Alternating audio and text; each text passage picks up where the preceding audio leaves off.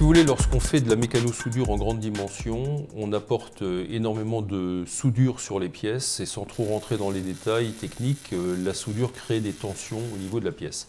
Donc il faut recuire ces pièces à 480 à 500 degrés pour éliminer les tensions.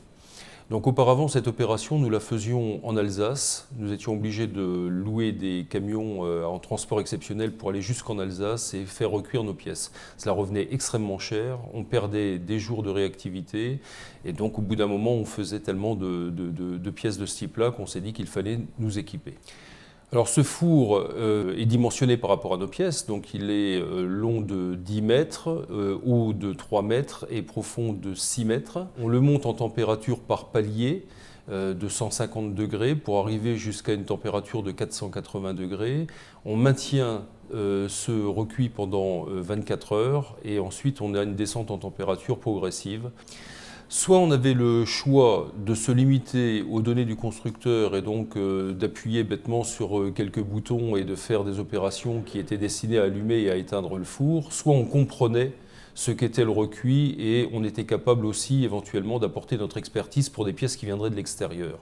Donc tout l'intérêt c'était de faire travailler des étudiants qui découvraient eux-mêmes les transformations moléculaires de l'acier lors d'un recuit et de les faire travailler et de progresser avec eux sur la compréhension du recuit. Donc en fait, aujourd'hui, on sait ce qui se passe dans un recuit, on comprend ce qu'on fait et on comprend pourquoi on le fait.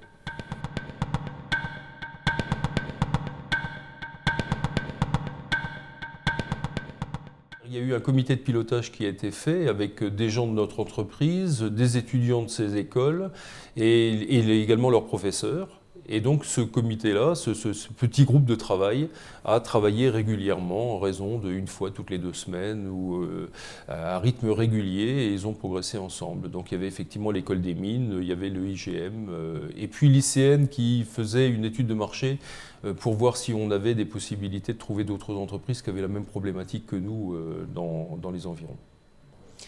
Vous savez, nous, on a toujours fait travailler également des étudiants en les prenant en stage ou en les prenant en alternance pour des écoles d'ingénieurs et autres.